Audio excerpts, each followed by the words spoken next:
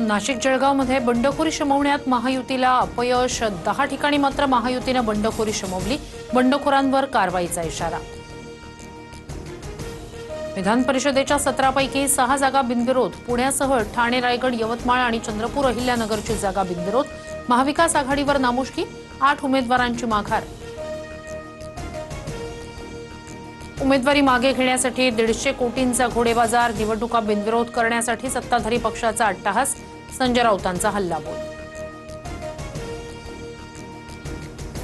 कोकणात ठाकरेंच्या सेनेचे उमेदवार बाळमाने यांची माघार. मंत्री नितेश राणे यांनी ठाकरेंचा उमेदवार फोडला.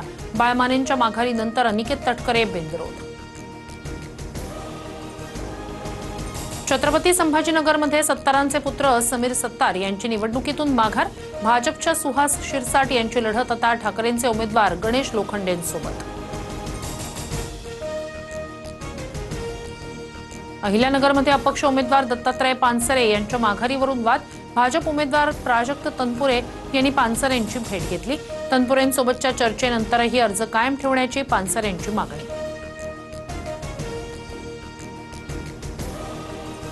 राणा दाम्पत्य मुख्यमंत्री फडणवीसांच्या भेटीला. सुनेत्रा पवार यांच्या राज्यसभेच्या रिक्त जागेसाठी फिल्डिंग.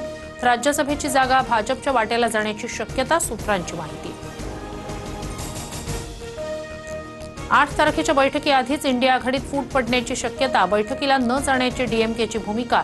तामिळनाडूत काँग्रेसनं थलपती विजयच्या टीव्हीकेला पाठिंबा दिल्यानं डीएमकेची जाहीर नाराजी. जळगावमध्ये वादळी वाऱ्यासह गारपिटीचा तडाखा. हजारो हेक्टरवरील केळीचं पीक जमीनदोस्त. शेतातच शेतकऱ्याचा आक्रोश. पंचनामे करून भरीव मदत देण्याची मागणी. छत्रपती संभाजीनगरमध्ये वऱ्हाडाच्या वाहनाचा अपघात. वैजापूर गंगापूर रोडवर आयशर आणि टेम्पोची समोरासमोर धडक. 15 ते 18 जण गंभीर जखमी.